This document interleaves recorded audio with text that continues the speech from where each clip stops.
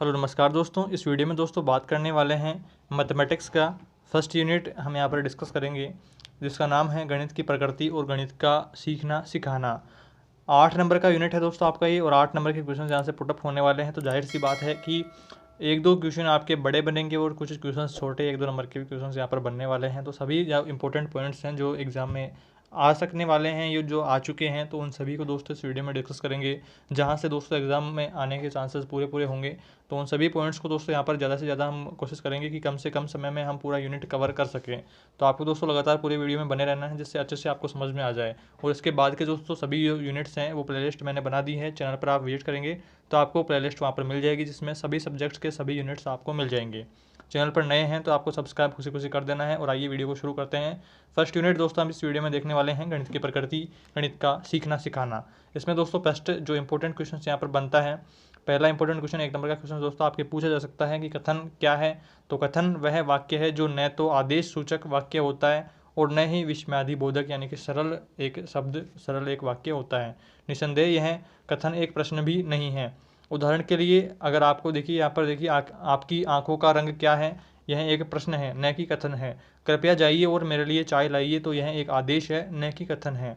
कितना सुंदर सौंदर्य है, यह एक विस्मयादिबोधक टिप्पणी है न कि कथन है। तो आपकी आंखों का रंग भूरा है, आपकी आंखों का रंग भूरा है, यह एक कथन है।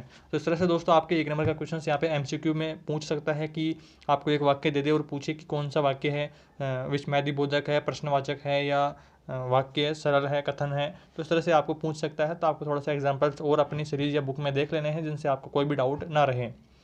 आगे चलते हैं। सामान्यतः कथन निम्नलिखित प्रकार के होते हैं। तो पहला है सदैव सत्य, सदैव असत्य और संदिग्ध। सदैव सत्य यानी कि जिनको सभी सर्वव्यापी जो सभी को लोग हैं जो सब सत्य मानते हों। नेक्स्ट यहाँ पर देखिए सदैव असत्य यानी कि सभी जो लोग हैं सभी उसे असत्य माने, और संदिग्ध यानी कि आधे लोग उसे असत्य मानते हों और आधे कुछ उसे सत्य मानते हों, तो वो संदिग्ध में आता है। तो इस तरह से थोड़ा सा लैंग्वेज में आपको कैसे लिखना है, ऐसी 2 स्थितियाँ होती हैं जिनसे कथन संदिग्ध बन जाता है। पहली स्थिति तो वह होती है जब हम यह निर्णय नहीं ले पाते कि कथन सदैव सत्य है या सदैव असत्य है। जब हम यह निर्णय नहीं ले पाते हैं कि कथन सत्य है या असत्य है, तो वो क्या हो जाता है, संदिग्ध हो जाता है। दूसरी स्थिति तब उत्पन्न होती है जब कथन व्यक्तिपरक होता है, अर्थात कुछ व्यक्तियों के लिए वह सत्य होता है और यह अन्य व्यक्तियों के लिए असत्य होता है। तो इस स्थिति में भी क्या हो जाता है कि कथन संदिग्ध बन जाता है। नेक्स्ट टॉपिक की ओर चलते हैं, प्रत्युदाहरण। प्रत्युदाहरण क्या होता है कि एक ऐसा प्रमाण होता है जिसकी सहायता से कथन को असत्य सिद्ध किया जाता है। कथनों पर कुछ प्रतिबंध लगा करके कथन को सत्य बना सकते हैं। जैसे उदाहरण के तौर पर हम यहाँ पर देखें, यदि एक चतुर्भुज की सभी भुजाएं बराबर हो तो वह एक वर्ग होता है। तो यह कथन जो है सत्य तो है, पर सदैव सत्य है ये हम नहीं कह सकते। तो इसको सदैव सत्य बनाने के लिए क्या करेंगे, एक प्रतिबंध लगाएंगे। प्रतिबंध क्या है, यहाँ पर देखिए एक चतुर्भुज की सभी भुजाएं और सभी अंतःकोण बराबर हों।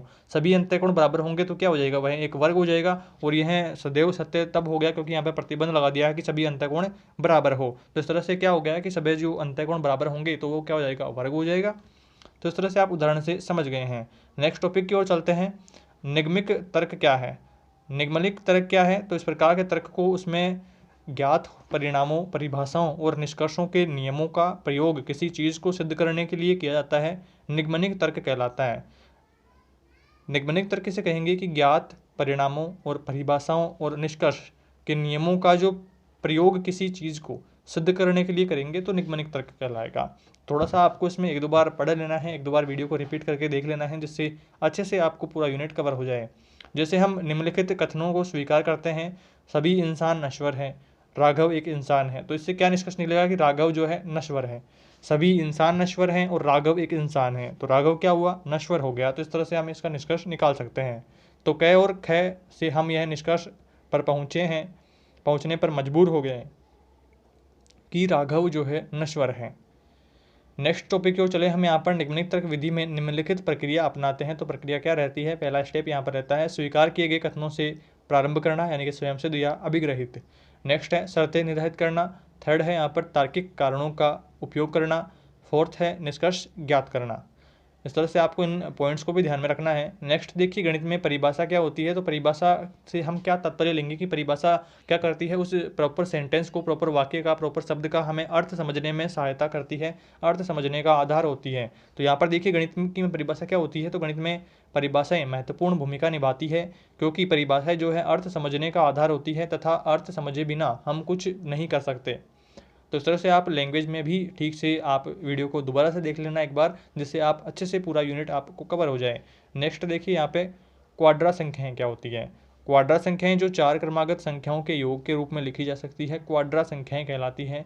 ऐसी संख्याएं जो 4 क्रमागत संख्याओं के योग में लिखी जा सकती है, यानी कि 4 के +6 में आप जिन्हें संख्याओं को लिख सकते हैं, तो उनको क्वाड्रा संख्याएं कहती हैं। एग्जाम्पल यहाँ पर देख लेना है आपको, और डिटेल में ज़्यादा आपको नहीं पूछेगा, परिभाषा आपको पूछ सकता है। 1 नंबर का क्वेश्चन से आपको पूछ सकता है कि क्वाड्रा संख्या है या कौन सी संख्या है, पूर्ण संख्या है, कौन सी संख्या है। तो इस तरह से आगे की जो नेक्स्ट यूनिट हमारा होगा, तो उसमें हम प्रॉपर सभी संख्याओं पर बात करेंगे, तो वहाँ पर थोड़ा सा इसमें के बारे में डिटेल में हम जान लेंगे। नेक्स्ट देखिए यहाँ पर नेक्स्ट टॉपिक आ गया है हमारे पास, स्वयं सिद्ध तथ्य या सत्य क्या होगा। तो स्वयं सिद्ध का अर्थ यहाँ पर देखिए नाम से स्पष्ट हो रहा है। स्वयं सिद्ध यानी कि पहले से सिद्ध किया हुआ है, हमें अब सिद्ध नहीं करना है। वह सरल और स्पष्ट सिद्धांत जिसकी सत्यता सिद्ध करने की आवश्यकता नहीं होती है। वह सरल और स्पष्ट सिद्धांत जो पहले से सिद्ध किया हुआ है, उसकी सत्यता सिद्ध करने की आवश्यकता नहीं होती है, जिनको हम बिना सिद्ध किए ही सत्य मान लेते हैं, स्वयं सिद्ध कहलाते हैं। आगे देखिए प्रसिद्ध गणितज्ञ पियानो ने देखिए यहाँ पे 1858 और 1932 डेट भी आपको याद रखनी है, पूछ सकता है 1 नंबर का क्वेश्चन। प्रसिद्ध गणितज्ञ पियानो ने गणित को कुछ आधारभूत स्वयंसिद्ध तथ्य दिए जो न्यूक्लिडीय कथनों से अधिक स्पष्ट हैं। यहाँ पर देखिए थोड़ा सा इनके बारे में जान लेते हैं। शून्य एक संख्या है, किसी भी संख्या के पश्चात एक दूसरी संख्या आती है, किसी भी संख्या के बाद दो संख्याएं इकट्ठी नहीं आ सकती, शून्य किसी भी संख्या के बाद आती है। तो इस तरह से जो ये पॉइंट्स हैं जो सदैव सत्य हैं। यहाँ पर देखिए नेक्स्ट टॉपिक की ओर चलते हैं। नेक्स्ट है हमारा कंजक्चर क्या है। तो कंजक्चर वह कथन है जिसे हम अपने गणितीय ज्ञान और अनुभव अर्थात गणितीय अंतर्ज्ञान के आधार पर सत्य मानते हैं। कंजक्चर या असत्य हो सकता है। साथ ही यदि हम इसे सिद्ध भी कर लें तो यह एक प्रमेय हो जाता है। प्रतिरूपों को देखने और बुद्धिमत्तापूर्वक गणितीय अनुमान लगाने के लिए गणितज्ञ प्राय कंजक्चर का प्रयोग करते हैं। नेक्स्ट यहाँ पर देखिए उदाहरण के तौर पर हम यहाँ पर देखें तो कोई भी 3 क्रमागत हम यहाँ पर संख्याएं विषम संख्याएं ले लेते हैं, तो उन्हें जोड़ के देखते हैं। देखिए 1 3 5 को जोड़ा तो 9 गया, 3 5 7 को जोड़ा 15 हो गए, 5 7 9 को जोड़ा 21 हो गए। तो इन सभी का जो संख्याएं योग आ रहा है वो विषम संख्या आ रहा है, और 3 का इनमें प्रॉपर भाग जा रहा है। तो हमें यहाँ पर डिस्कस क्या निकलता है कि क्या आप इन योगफलों को किसी प्रतिरूप का अनुमान लगा सकते हैं। हाँ, लगा सकते हैं। तो क्या कह सकते हैं कि 3 क्रमागत विषम संख्याओं का योग विषम संख्या होता है। तो ये सत्य हमारे सामने प्रकट हो गया है। नेक्स्ट यहाँ पर देखिए 3 क्रमागत विषम संख्याओं का जो योग है वो 3 से विभाज्य है। तो यहाँ पर सभी संख्याएं जो है विषम आ रही हैं, जो कि 3 से विभाज्य हैं। नेक्स्ट टॉपिक की ओर चलते हैं। नेक्स्ट है हमारा प्रमाण गणितीय उत्पत्ति। तो गणितीय उत्पत्ति देखिए यहाँ पर वह प्रक्रम जो केवल तर्क संगत तर्कों के आधार पर गणितीय कथन की सत्यता स्थापित कर सकता है, उसे गणितीय उत्पत्ति कहा जाता है। उत्पत्ति गणितीय कथनों का एक उत्तरोत्तर अनुक्रम होती है। गणितीय उत्पत्ति का प्रत्येक कथन पहले से ज्ञात कथन प्रमेय से तार्किक रूप से निगमित किया जाता है। थोड़ी सी हार्ड परिभाषा है, बट फिर भी आप 1-2 बार वीडियो को देखेंगे तो आप अच्छे से समझ जाएंगे।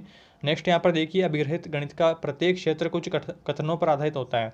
कुछ कथनों पर आधारित होता है, सभी जानते हैं, जिन्हें हम सत्य मान लेते हैं और उन्हें सिद्ध नहीं करते। ये स्वप्रमाणित सत्य हैं जिन्हें हम बिना उत्पत्ति के सत्य मान लेते हैं। इन कथनों को अभिग्रहित कहा जाता है। उदाहरण के लिए यूक्लिड का पहला अभिग्रहित है। यहाँ पर किसी एक बिंदु से दूसरे बिंदु तक गुजरती हुई एक सरल रेखा खींची जा सकती है। एक बिंदु से दूसरे बिंदु तक एक सरल रेखा खींची जा सकती है। तो इस तरह से उदाहरण से आप समझ लेंगे। और इनका तीसरा जो अभिग्रहित है, किसी भी एक बिंदु और एक त्रिज्या वाला एक और केवल एक ही वृत्त खींचा जा सकता है। एक बिंदु है और एक त्रिज्या है, तो यहाँ पर एक ही वृत्त यहाँ पर खींचा जा सकता है। नेक्स्ट यहाँ पर देखिए उन्होंने इसे सत्य इसलिए मान लिया था क्योंकि हम प्रत्येक तथ्य को सिद्ध नहीं कर सकते और हमें कहीं ना कहीं से तो आरंभ करना ही पड़ता है, और कहीं ना कहीं से आरंभ करने के लिए हम क्या करते हैं, कुछ तथ्यों को सत्य मान लेते हैं। अभिग्रहितों का चुनाव करते समय निम्नलिखित बातों का ध्यान रखना चाहिए। तो कौन कौन सी बातें हैं आइए जानते हैं। पहला है यहाँ पर गणितीय संरचना में प्रयुक्त अभिग्रहित परस्पर पूर्ण रूप से स्वतंत्र होने चाहिए। नेक्स्ट है यहाँ पर अभिग्रहितों के अनुसार कोई कथन सत्य और असत्य दोनों सिद्ध नहीं किए जाने चाहिए। नेक्स्ट है, अभिग्रहितों को कभी भी स्वयं सिद्ध सत्य के रूप में नहीं चुनना चाहिए। तो इन सभी बातों का आपको ध्यान रखना है। नेक्स्ट टॉपिक जो है हमारा इंपॉर्टेंट, आइए उस पर चलते हैं। प्राथमिक कक्षाओं में गणित सीखने सिखाने के विभिन्न तरीके। उच्च प्राथमिक का अर्थ क्या हुआ? 8वीं तक। और अगर प्राथमिक यहाँ पर होता तो क्या होता? 5वीं तक। और अगर माध्यमिक होता तो 10वीं तक। और उच्च माध्यमिक यहाँ पर होता तो 12वीं तक। तो इन सभी बातों को आपको ध्यान रखना है कि कौन सी कक्षा के लिए क्या शब्द उपयोग में लेते हैं, तभी आप दोस्तों प्रॉपर वहाँ पर समझ पाएंगे कि कौन सी कक्षा की यहाँ पर बात हो रही है। तो उच्च प्राथमिक कक्षाओं में गणित सीखने सिखाने के विभिन्न तरीके, यानी कि 8वीं तक आपको गणित किस प्रकार से सिखाए जाते हैं, उन सभी तरीकों को यहाँ पर देखेंगे। तो सीखने सिखाने की सार्थक प्रक्रिया में प्रत्येक बालक की हर समय सक्रिय भागीदारी रहती है। कुछ भी हम सीखते हैं तो हमारी सक्रिय भागीदारी रहती है। आप जब अभी ये वीडियो देख रहे हो तो आपकी भी सक्रिय भागीदारी है, आपको भी कुछ सीखना है, इसलिए आप इस वीडियो को देख रहे हो। तो साथ ही साथ शिक्षक यह जानता है बच्चों को शिक्षक द्वारा नहीं सिखाया जा सकता। बच्चे जो भी सीखते हैं वह स्वयं अपनी गति से सीखते हैं, अपने वातावरण से सीखते हैं, पूर्व ज्ञान के आधार पर सीखते हैं।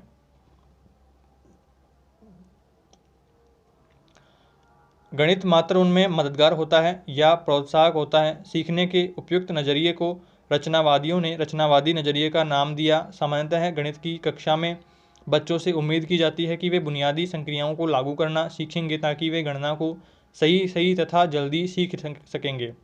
इसके बाद उम्मीद की जाती है कि वे इन संक्रियाओं से संबंधित इबारती सवाल हल कर सकेंगे। तरीका यह होता है कि सबसे पहले शिक्षक एक खास किस्म के सवाल को हल करने का तरीका समझाते हैं, उसके बाद वह बच्चों को उसी किस्म के कई सवाल उसी तरह से हल करने को देते हैं।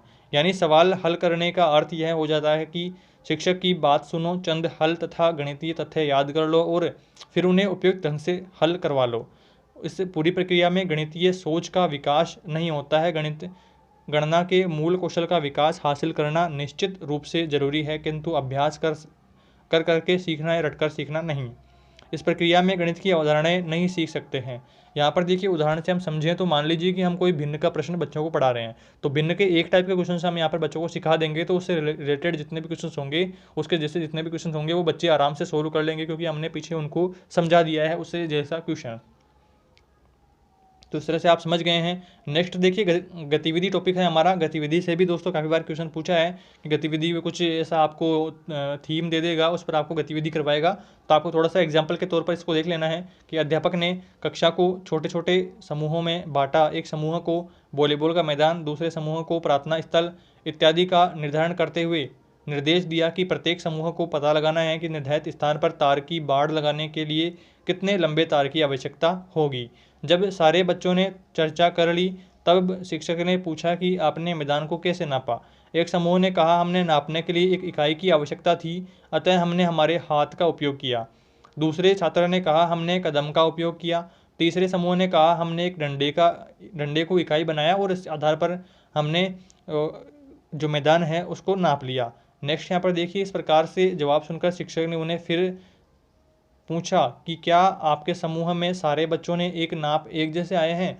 तब छात्रों को लगा कि हमें एक मानक नाप की आवश्यकता होगी, ज़रूरत होगी। फिर सभी समूहों ने उस डंडे के नाप को मानक नाप मान लिया। अधिक चर्चा कर वे एक मानक नाप फिट पर आए और लंबाई का पता कर लिया। तो इस तरह से उन्होंने नाप लिया कि जो है ग्राउंड को बाड़ लगाने के लिए, तारों की बाउंड्री करने के लिए कितने लंबे तार की आवश्यकता होगी। तो इस तरह से गतिविधि जो है दोस्तों काफ़ी बार क्वेश्चन में आई हुई है। तो इससे रिलेटेड दोस्तों आप अपने हिसाब से गतिविधि बना सकेंगे। तो इस यूनिट में दोस्तों इतना ही। आशा करूंगा दोस्तों आपका जो पूरा यूनिट है वो कवर हो गया होगा और आप अच्छे से समझ गए होंगे कि कहाँ कहाँ से क्वेश्चन आता है और किस किस टाइप के क्वेश्चन आपको इस पर यूनिट से पूछे जाते हैं। आगे के यूनिट में दोस्तों प्रॉपर हम सभी पॉइंट्स पर डिस्कस करेंगे जो भी हमारे एग्जाम के लिए इंपॉर्टेंट होगा। तो फ्रेंड्स इस वीडियो में इतना ही। चैनल पर नए हैं तो सब्सक्राइब कर आपको खुशी खुशी सब्सक्राइब कर देना है और अपने सभी BSTC फ्रेंड्स में वीडियो को शेयर करना है, जिससे दोस्तों उनको भी बेनिफिट हो। और सभी PDF के लिए नोट्स वगैरह की, इंटर्नशिप डायरियों की सभी PDF के लिए आप डिस्क्रिप्शन से हमारा टेलीग्राम चैनल ज्वाइन कर लेंगे। वहाँ पर आपको फ्री में सभी सब्जेक्ट्स की और सभी डायरियों की PDF मिल जाएगी। चलिए जल्दी मिलते हैं नेक्स्ट यूनिट के साथ।